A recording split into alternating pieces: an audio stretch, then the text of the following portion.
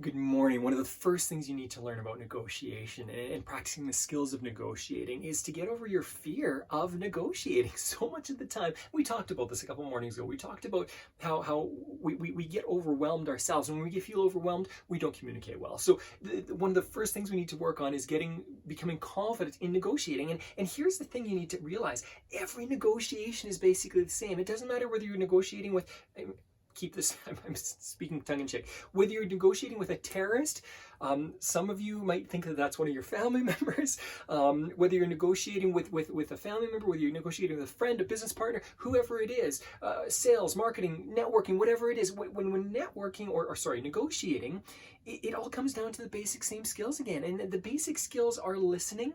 The basic skills are focusing on the other person. If you were able to listen and focus on the, you know what, they would all be under the umbrella of focusing on the other person. So I'm going to give you some examples in a second here, but focus on the other person. The more you focus on the other person, the less your focus will be on you. The less your focus is on you, the more you will be able to put yourself aside and really focus on somebody else, to have confidence and to get rid of some of that fear. I've spoken in front of thousands of people before, and early on, I was terrified of speaking in front of people. The way I got over my fear was simply by connecting with people, focusing on the other people. The more I'm really passionate about almost everything I do, and so the more I was able to focus on other people and focus my energy on them, the less my focus was on me. So, what is the basic skill? The basic skill is listening. We've talked about asking better questions, ask better questions, and then listen to the answer.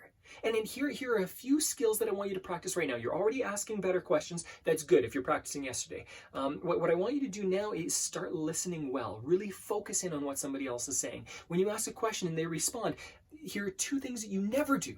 You never jump into the conversation and interrupt people. When you interrupt people, you're taking away from what they're saying. It doesn't matter what you think is important to say right now. Focus on the other person. The second thing you never do, these are the two big no-nos in communication and listening, is when somebody's talking, don't be thinking about the next thing you can be saying. Don't think about your next response. Don't think about whatever it is that you want to talk about. Focus on what they're saying and let them lead the conversation. There's a great book I've got behind me. I'm not even going to look for it right now because it might be hard to find. I haven't read it in a couple of years. It's called I and Thou. It's very focused on how do you engage with another person. And part of that is simply going where the conversation leads. If somebody wants to talk about school or work or family or finance or their next trip, focus on that.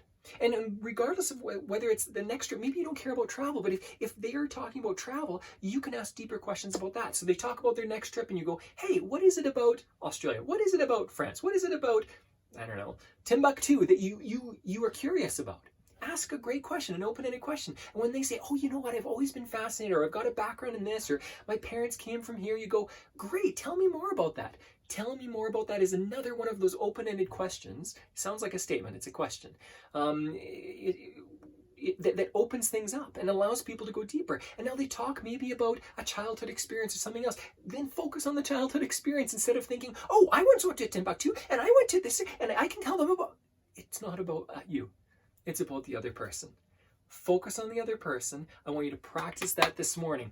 When somebody has a conversation with you, whether it's the water cooler, whether it is at home, no matter where it is, when somebody's speaking with you, ask an open-ended question and follow it up with another question that focuses on them and what they've been saying. Practice this. Again, you will get good at it very quickly. Within a couple of weeks, you can be very good at it.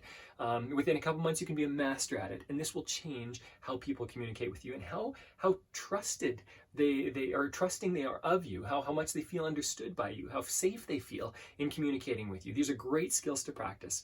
Enjoy the practice of them. You've got this.